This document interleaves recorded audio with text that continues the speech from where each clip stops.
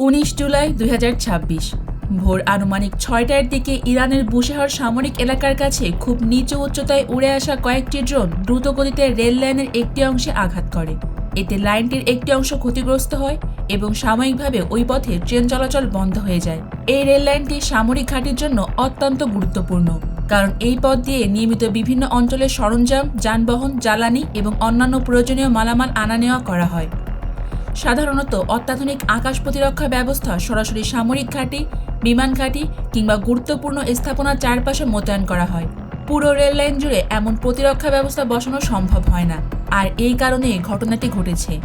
ঘটনার পরপরই Bushehr radar control রুমে কর্মরত কর্মকর্তারা পরিস্থিতি বিশ্লেষণ করতে শুরু করেন।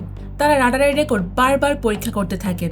তাদের ধারণা ছিল, যদি কোনো উড়ন্ত বস্তু এই এলাকায় প্রবেশ করে থাকে তাহলে অন্তত রাডারে তার সংকেত দেখা যাওয়ার কথা। কিন্তু আশ্চর্যের বিষয় হলো, রাডারে তেমন কোনো স্পষ্ট সিগন্যালই পাওয়া যায়নি। এতে কর্মকর্তারা বেশ অবাক হয়ে যান। তারা বুঝতে পারছিলেন না কিভাবে এতগুলো ড্রোন নজর এড়িয়ে নির্দিষ্ট লক্ষ্যবস্তু পর্যন্ত পৌঁছে গেল। সময় গড়িয়ে সকাল প্রায় 9:15। ঠিক তখন রাডার কন্ট্রোল রুমের একটি বড় ডিসপ্লেতে হঠাৎ খুব ছোট একটা বিন্দু দেখা যায়। সেটি মাত্র কয়েক সেকেন্ডের জন্য ছিল, তারপর আবারও অদৃশ্য হয়ে যায়। দায়িত্বে থাকা অফিসার স্ক্রিনের দিকে গভীরভাবে নজর রাখছিলেন। কিছুক্ষণ পর একই এলাকায় আবার একটা ছোট বিন্দু দেখা গেল, তারপর আরও একটা। কয়েক মুহূর্তের মধ্যেই 3 থেকে 4টি ছোট সিগন্যাল একের পর এক দেখা দিল এবং আবারও মিলিয়ে গেল। বিষয়টি তার কাছে খুবই অস্বাভাবিক বলে মনে হয়, কারণ সাধারণত যুদ্ধবিমান, পরিবহন বিমান কিংবা বড় কোনো উড়ন্ত বস্তু রাডার সিগন্যাল অনেক বড় এবং স্থায়ী হয়। কিন্তু এই সংকেতগুলো ছিল খুবই ছোট, কিছুক্ষণ দেখা যাচ্ছিল, আবার মুহূর্তের মধ্যে অদৃশ্য হয়ে যাচ্ছিল। তিনি আরও সতর্ক হয়ে অন্য রাডারগুলো পর্যবেক্ষণ করতে থাকলেন। কিছু সময় পর কয়েক মাইল সামনে আবারও একই ধরনের ছোট ছোট সিগন্যাল দেখা যায়। এবার কর্মকর্তাদের সন্দেহ আরও বেড়ে যায়। তারা বুঝতে পারেন ছোট আকারের কিছু তাদের দিকে আসছে। রাডার অফিসার পুরোপুরি নিশ্চিত হওয়ার জন্য মাটিতে মোতায়েন থাকা এয়ার ডিফেন্স ইউনিটের রাডারগুলো চালু করার নির্দেশ দেন। সাধারণত কমান্ড সেন্টারের সাথে যে রাডারগুলো যুক্ত থাকে সেগুলো ডিশ পাহাড়ের চূড়া বা উঁচু স্থানে বসানো থাকে। এসব রাডার অনেক দূরের আকাশ পর্যবেক্ষণে দক্ষ হলেও খুব নিচু উচ্চতায় উড়ে আসা ছোট বস্তু অনেক সময় পরিষ্কারভাবে শনাক্ত করতে পারে না। অন্যদিকে মাটিতে থাকা এয়ার ডিফেন্স রাডার তুলনামূলক কম দূরত্বে কাজ করলেও নিচু উচ্চতায় উড়ে আসা ছোট লক্ষ্যবস্তুকেও শনাক্ত করতে পারে। কয়েক সেকেন্ডের মধ্যে নতুন রাডার স্ক্রিনে পরিষ্কারভাবে দেখা যায় 3 থেকে 4টি ছোট ড্রোন দ্রুতগতিতে তাদের দিকেই এগিয়ে আসছে।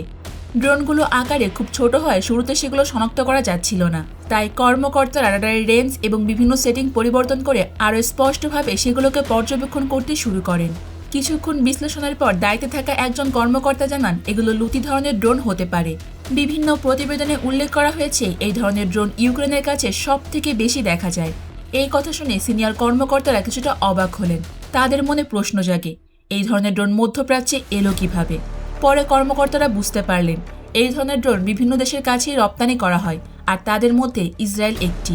এরই মধ্যে পরিস্থিতি আরও দ্রুত বদলে যেতে থাকে।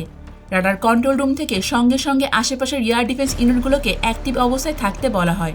পাশাপাশি নিচু উচ্চতায় উড়ে আসা লক্ষ্যবস্তু মোকাবেলার জন্য মোতায়েনে থাকা ভারী মেশিনগান ইউনিটগুলোকেও প্রস্তুত করা হয়, কারণ ছোট আকারের ড্রোন থামাতে অ্যান্টি এয়ারক্রাফট মেশিনগান বেশি কাজে দেয়। কিছুক্ষণের মধ্যেই মেশিনগানের সাহায্যে একটা ড্রোন মাটিতে নামিয়ে আনা সম্ভব হয়। তবে একটি ড্রোন সামনে এগিয়ে যায় এবং পরে সেখানে থাকা মিলিটারি রানওয়ের একটি অংশে আঘাত করে।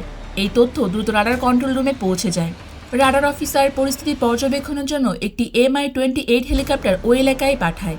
এর মূল দায়িত্ব ছিল পুরো এলাকা পর্যবেক্ষণ করা এবং আকাশে সন্দেহজনক কোনো ড্রোন দেখা গেলে দ্রুত সেটিকে থামানোর চেষ্টা করা। এই ধরনের হেলিকপ্টারে ক্ষেপণাস্ত্রের পাশাপাশি শক্তিশালী মেশিনগানও থাকে, যা নিচু উচ্চতায় উড়ে আসা লক্ষ্যবস্তু মোকাবেলায় ব্যবহার করা হয়। এর পাশাপাশি ইরানের সামরিক ঘাঁটি থেকে কয়েকটি শাহেদ ড্রোনও আকাশে পাঠানো হয়। ঘটনার প্রায় 45 মিনিট পর বিভিন্ন আন্তর্জাতিক সংবাদ মাধ্যমে এই নিয়ে খবর প্রকাশ হতে শুরু করে। একই সময়ে বিভিন্ন ইসরায়েলি গণমাধ্যমেও একটি গুরুত্বপূর্ণ সামরিক সূত্রে ক্ষয়ক্ষতির খবর প্রকাশিত হয়। পরে ইরানের সরকার একটি আনুষ্ঠানিক বিবৃতি প্রকাশ করে। সেখানে বলা হয়, ভবিষ্যতে কোনো ড্রোন বা উড়ন্ত বস্তু অনুমতি ছাড়া দেশের আকাশসীমায় প্রবেশ করলে তার বিরুদ্ধে কঠোর ব্যবস্থা নেওয়া হবে। এরপর ওই এলাকা জুড়ে নিরাপত্তা ব্যবস্থা আরও জোরদার করা হয়। গুরুত্বপূর্ণ সামরিক ঘাঁটি, বিমান ঘাঁটি, রেল লাইন এবং অন্যান্য কৌশলগত স্থাপনায় অতিরিক্ত নজরদারি রাখা হয়। সবশেষে পরিস্থিতি ধীরে ধীরে স্বাভাবিক হয়ে আসে, আর এভাবেই দুই দেশ বড় ধরনের কোনো ঝামেলা ছাড়াই সবকিছু সমাধান করে ফেলে।